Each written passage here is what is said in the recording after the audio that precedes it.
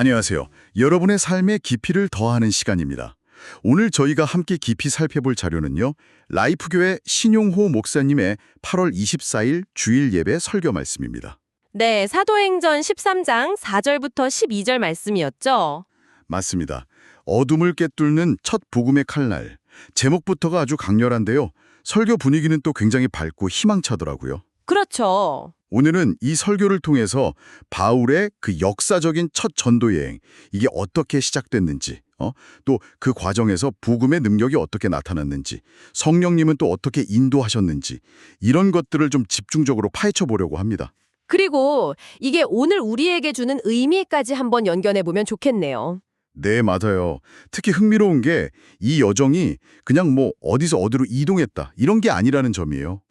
그렇죠. 단순한 여행이 아니었죠.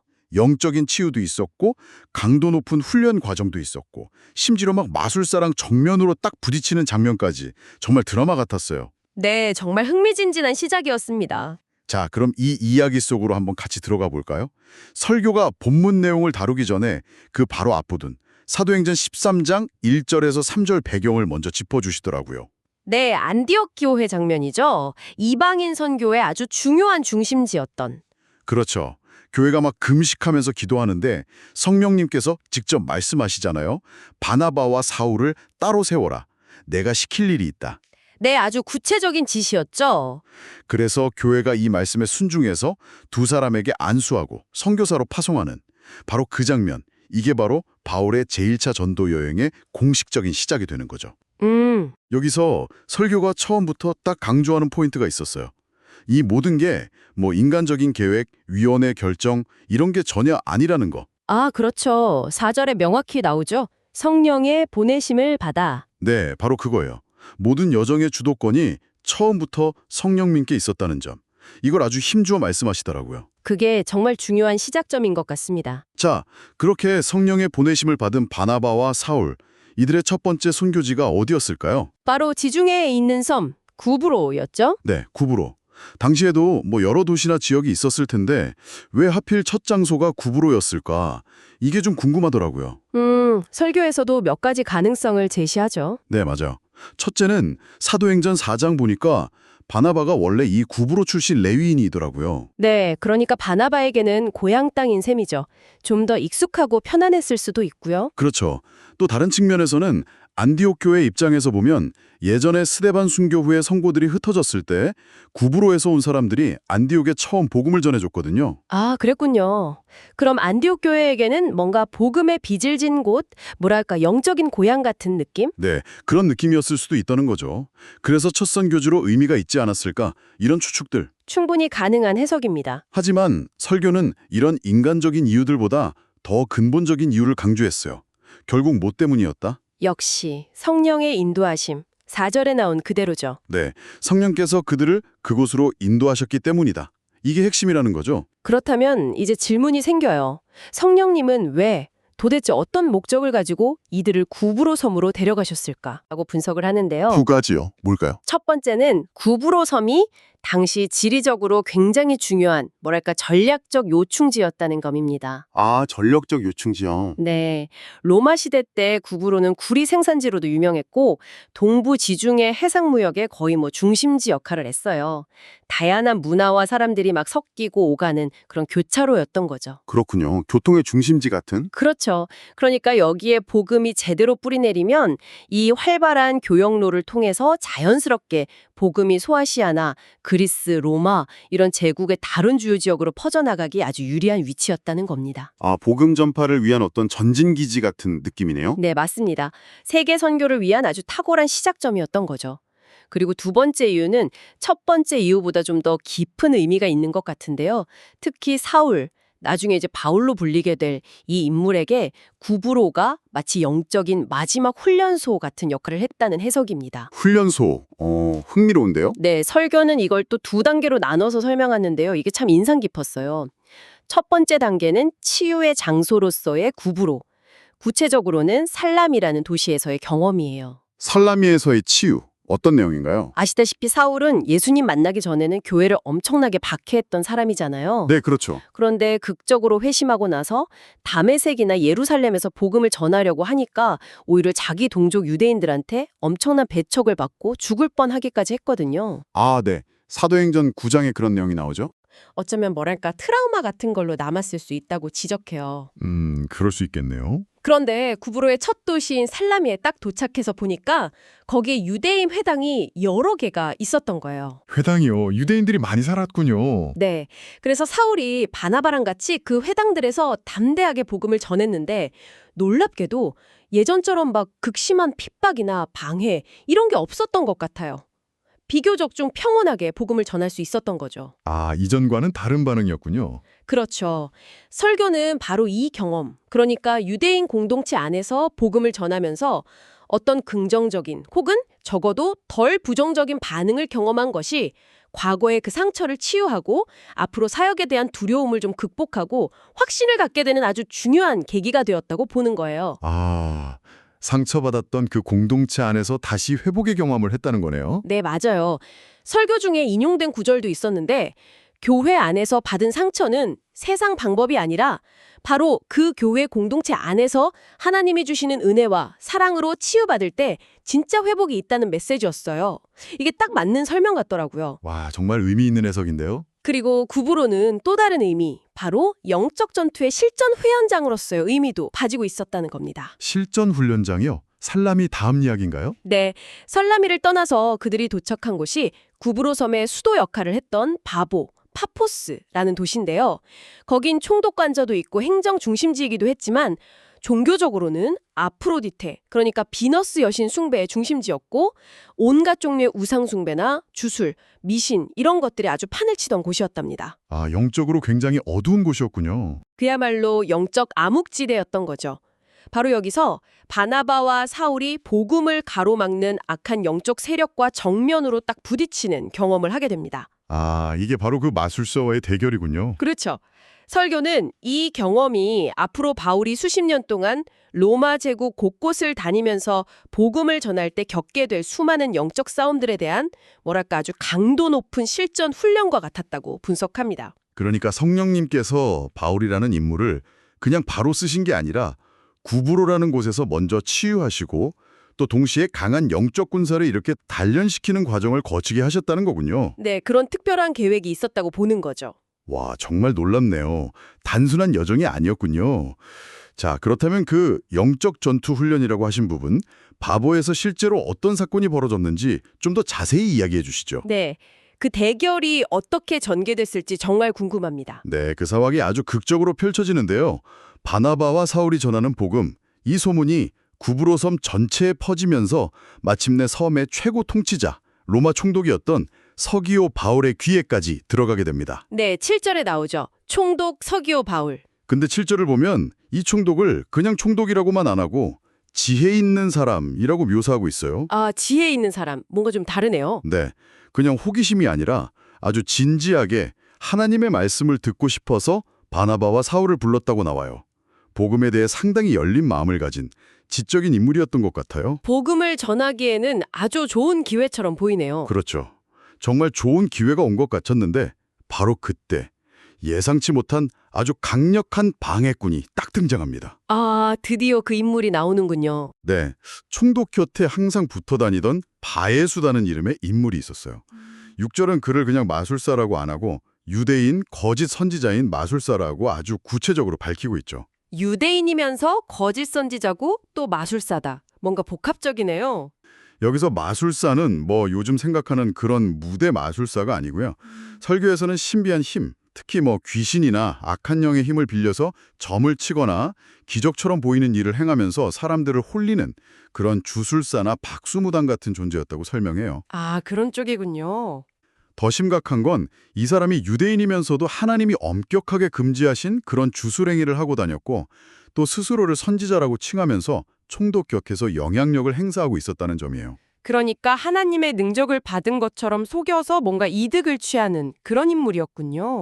그렇죠. 아주 교활하고 악한 인물이었다는 거죠. 이름이 바예수, 이게 예수의 아들이라는 뜻인데 실제로는 완전히 정반대의 삶을 살고 있었던 거예요. 이름과 삶이 완전히 반대네요. 아이러니합니다. 이 마술사를 나중에는 엘루마라고도 부르는데 8절 아마 마술사라는 뜻의 아랍어를 음역한 걸로 추정된다고 하더라고요. 아무튼 이 엘루마가 총독 서기오 바울이 바나바와 사울을 만나서 진지하게 말씀을 들으려고 하니까 자기 입지가 위험해질 걸 딱 느꼈겠죠. 그렇죠. 자기 영향력이 줄어들까 봐 불안했겠네요. 그래서 8절 말씀처럼 그들을 대적하여 총독으로 믿지 못하게 힘썼다고 기록되어 있어요. 온갖 교묘한 말, 비방, 거짓 정보 같은 걸로 총독 마음을 막 흔들고 바나바와 사울을 깎아내리면서 복음을 못 받아들이게 어쩌면 만나는 것 자체를 막으려고 아주 필사적으로 애썼을 겁니다. 복음의 빛이 비추려고 할 때 어둠의 세력이 강하게 저항하는 모습이네요. 네, 바로 그 모습이죠. 바로 그 일촉즉발의 위기 상황에서 성경이 아주 주목할 만한 변화를 기록하고 있죠. 어떤 변화인가요? 그때까지 사울이라고 불렸던 인물이 바로 이 순간부터 바울이라는 이름으로 불리면서 전면에 딱 나섭니다.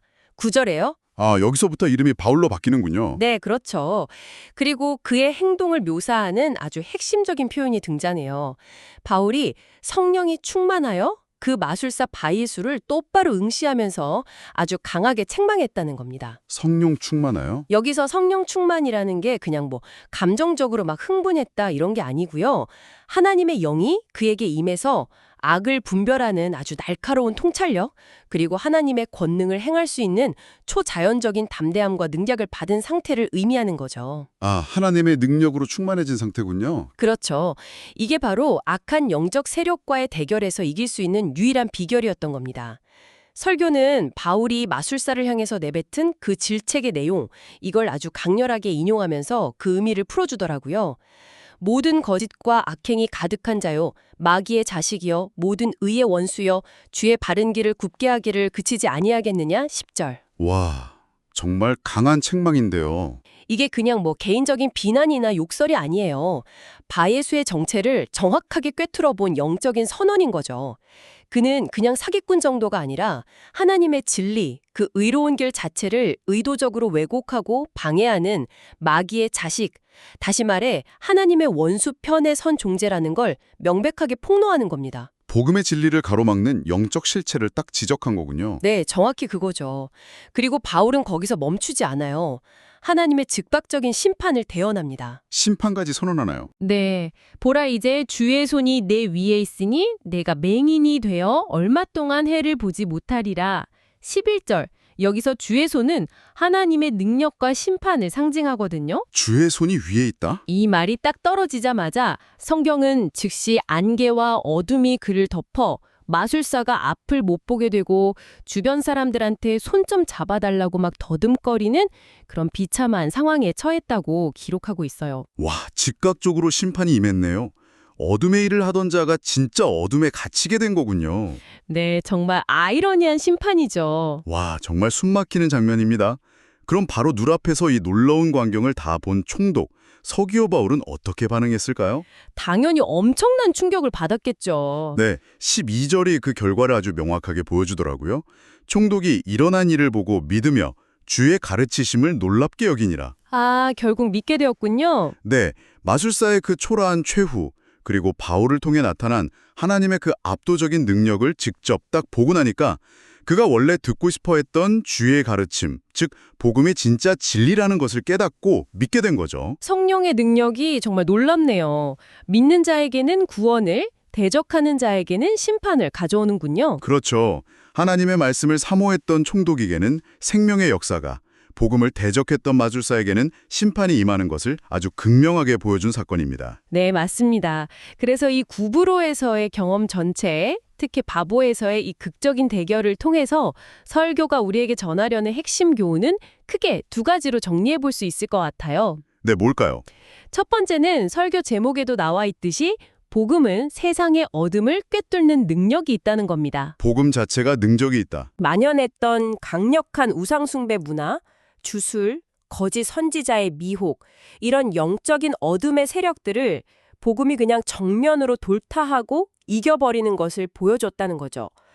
복음 자체에 이런 어둠을 물리치는 빛과 생명의 힘이 있다는 걸 강조하는 겁니다. 복음 자체의 능력. 중요하네요. 그럼 두 번째 교훈은 뭔가요? 두 번째 핵심 교훈은 바로 성령의 능력으로 악한 권세를 이길 수 있다는 것이죠. 성령의 능력. 네, 바울이 그 교활하고 강력했던 마술사 바에스의 방해를 이겨내고 총독을 믿음으로 인도할 수 있었던 결정적인 힘. 그게 뭐 바울의 논리가 뛰어났다거나 인간적인 지혜가 있어서가 아니었잖아요. 예, 아니었죠? 오직 성령 충만함을 통해서 주어진 하나님의 권능이었다는 거죠. 네. 그리고 이 사건은 성령의 능력이 좀 양면성을 가지고 있다는 것도 보여줘요. 하나님 말씀을 사모하고 받아들이는 자에게는 생명을 주는 구원의 능력이 되지만 반대로 복음을 대적하고 하나님의 길을 막는 악한 세력에게는 아주 준엄한 심판의 능력이 된다는 것을 명확하게 보여주는 사례입니다. 믿는 자에게는 생명의 검, 대적하는 자에게는 심판의 검이 된다는 말씀이시군요. 그렇죠. 그런 의미죠. 음. 그리고 설교는 이 두 가지 핵심 교훈에서 멈추지 않고 이 이야기가 그냥 2000년 전 옛날 이야기가 아니라 오늘날 우리에게도 여전히 유효한 메시지를 준다고 적용까지 하더라고요. 오늘날이요? 어떻게 적용될 수 있을까요? 설교는 오늘날 우리 주변에도 심지어는 교회 안에도 겉으로는 되게 거룩해 보이고 신앙심 깊어 보이지만 실제로는 교묘한 거짓말이나 이간질, 비방 같은 걸로 성도들을 미혹하고 교회의 하나됨을 깨트리고 신앙 성장을 가로막는 현대판 바예수 같은 영적 방해꾼들이 있을 수 있다고 경고합니다. 현대판 바예수요. 좀 무서운데요. 구체적으로 어떤 모습으로 나타날 수 있다는 걸까요? 예를 들면 이런 거죠. 성도들이 좀 진지하게 말씀을 배우려고 하고 성경 공부 열심히 하려고 할 때 옆에서 아유 뭘 그렇게까지 유난을 떨어. 신앙생활은 즐겁게 해야지 너무 심각하게 파고든다. 뭐 이런 식으로 말하면서 그 열심을 꺾어버린다거나. 그런 경우들 있죠. 네. 아니면 기도하고 복음 나눌 시간에 자꾸 세상적인 유흥이나 사람들 뒷담화 아니면 뭐 별로 중요하지도 않은 일에 시간 뺏기게 만들어서 영적인 성장을 방해하는 그런 모습들. 이것도 일종의 방해라는 거죠. 그렇군요. 또 뭐 교회 안에서 성도들 사이에 불필요한 오해나 갈등을 막 부추기거나 리더십에 대한 불신을 퍼뜨려서 공동체를 약하게 만드는 것도 비슷한 맥락으로 볼 수 있고요. 복음의 능력이나 성령의 역사를 경험하지 못하도록 교묘하게 방해하는 모든 시도들. 그게 다 현대판 바이애스일 수 있다는 거네요. 네, 설교는 그렇게 보고 있는 거죠. 그렇다면 이런 영적 방해 앞에서 우리는 어떻게 해야 할까요? 그래서 설교는 결론적으로 우리 역시 바울처럼 복음의 사명을 감당하고 이 신앙의 여정을 승리하기 위해서는 결국 우리 자신의 힘이나 지혜가 아니라 복음 자체의 능력, 그리고 우리를 도우시는 성령님의 능력을 절대적으로 의지해야 한다고 강조합니다. 네, 의지하는 것. 구체적으로는 날마다 성경 말씀을 가까이 하면서 읽고 묵상하고 또 배우기를 힘쓰는 삶, 그리고 내 생각이나 내 계획보다 한 발 앞서 가시는 그 성령님의 인도하심에 좀 민감하게 귀 기울이고 순종하면서 살아가는 삶, 이게 필수적이라는 거죠. 맞습니다. 말씀을 가까이 하고 성령님께 순종하는 삶. 네, 그렇게 살아갈 때 하나님께서 우리를 통해서도 놀라운 일을 하시고 우리 자신도 막 예상치 못한 영적인 성장과 변화를 경험하게 하시고 우리를 이 세상 속에서 빛을 발하는 강한 복음의 일꾼으로 세워주실 것이다. 이렇게 설교는 약속하고 있어요. 구브로에서의 그 경험이 바울에게는 그냥 스쳐 지나가는 사건이 아니라 그 이후 수십 년 동안 이어질 그 험난한 전도 여행, 수많은 핍박 속에서도 흔들리지 않고 담대하게 복음을 전할 수 있었던 영적인 힘, 용기, 확신 이런 것들의 기초를 다지는 아주 결정적인 단련의 과정이었던 것처럼 말이죠. 네, 바로 그거죠. 우리 삶에도 그런 단련의 시간들이 필요하다는 메시지입니다. 오늘 저희는 라이프교회 신용호 목사님의 8월 24일 주일 설교 어둠을 꿰뚫는 첫 복음의 칼날 이걸 통해서 사도행전 13장에 기록된 바울의 제1차 전도 여행 그 아주 흥미진진한 시작점을 깊이 살펴봤습니다. 네, 사람의 계획이 아니라 성령님의 인도하심으로 시작되었고 그렇죠. 첫 목적지 구브로 섬에서 과거의 상처를 치유받는 경험, 또 동시에 앞으로 겪게 될 영적 전투에 대한 강도 높은 훈련. 이걸 다 받고 그리고 마침내 바보에서 마술사 엘루마와의 그 극적인 대결, 이걸 통해서 복음의 능력과 성령의 권능을 세상에 아주 강력하게 보여주었죠. 네, 오늘 나눈 이야기의 핵심은 결국 우리 힘으로 하는 게 아니라 복음 자체에 담긴 능력, 그리고 그 복음을 능력 있게 전하게 하시는 성령님의 도우심을 전적으로 신뢰하고 의지하는 것. 이게 신앙생활의 핵심이라는 메시지였습니다. 네, 특히 설교에서 구브로가 바울에게 영적인 치유의 장소이면서 동시에 강한 사역자로 세우기 위한 특별한 훈련의 장소였다고 해석한 부분이 참 인상 깊었는데요. 네, 저도 그 부분이 참 와닿았어요. 이 지점에서 우리가 잠시 좀 멈춰서 생각해 볼 거리가 있는 것 같아요. 여러분 혹시 지금 여러분 삶에서 마주하고 있는 어떤 이해하기 힘든 어려움이나 예상치 못한 반대, 혹은 잘 풀리지 않는 문제들, 이런 것들이 어쩌면 여러분을 더 깊고 강한 믿음의 사람으로 세우시기 위한 성령님의 특별한 구부로는 아닐까요? 아, 나만의 구부로. 네. 내 생각과 계획, 내 이해 범위를 넘어서 일하시는 그 성령님의 인도하심과 능력을 어떻게 하면 좀 더 적극적으로 구하고 신뢰하면서 그 시간들을 통과해 나갈 수 있을지 잠시 묵상해보는 시간을 가져보시면 참 좋겠습니다. 네, 정말 좋은 질문인 것 같습니다. 오늘 나눈 이야기 외에 이 설교의 전체를 직접 듣고 더 깊은 은혜와 통찰을 얻기 원하시는 분은요. 라이프교회의 웹사이트 logoslovelife.org 다시 한번 말씀드릴게요. logoslovelife.org logoslovelife.org를 방문하시면 전체 설교 말씀을 들으실 수 있습니다. 네, 꼭 한번 들어보시면 좋겠습니다. 네, 꼭 방문하셔서 오늘 저희가 나눈 이야기의 맥락 속에서 전체 말씀을 통해 더 풍성한 은혜를 누리시기를 바랍니다. 저희는 다음 시간에 또 흥미롭고 유익한 내용으로 여러분을 찾아뵙겠습니다. 감사합니다. 감사합니다.